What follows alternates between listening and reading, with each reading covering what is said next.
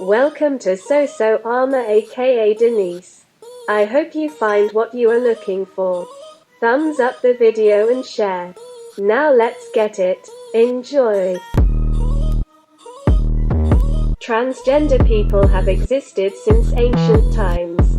A wide range of societies had traditional third gender roles, or otherwise accepted trans people in some form.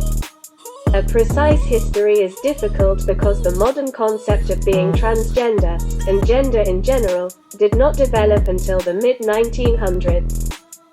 Historical understandings are thus inherently filtered through modern principles, and were largely viewed through a medical lens until the late 1900s. The Hippocratic Corpus, interpreting the writing of Herodotus, describes the disease of the Scythians regarding the Ennery, which it attributes to impotency due to riding on a horse without stirrups.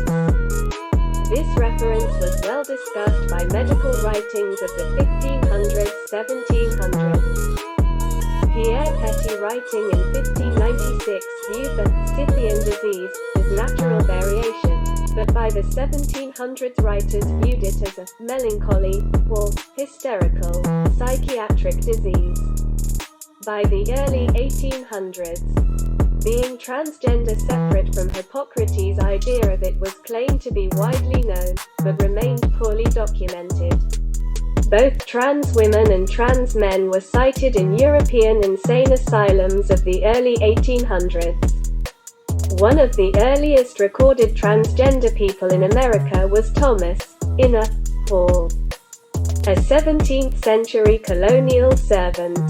The most complete account of the time came from the life of the Chevalier de Rion, 1728 to 1810, a French diplomat. As cross-dressing became more widespread in the late 1800s, discussion of transgender people increased greatly and writers attempted to explain the origins of being transgender. Much study came out of Germany, and was exported to other Western audiences.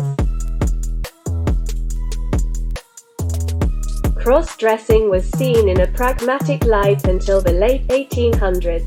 It had previously served a satirical or disguising purpose. But in the latter half of the 1800s, cross-dressing and being transgender became viewed as an increasing societal danger.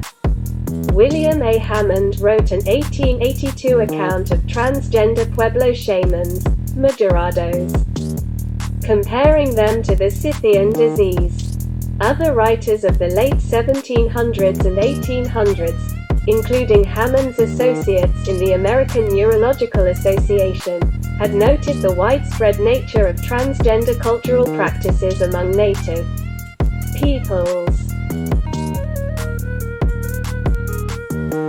Explanations varied, but authors generally did not ascribe native transgender practices to psychiatric causes, instead condemning the practices in a religious and moral sense.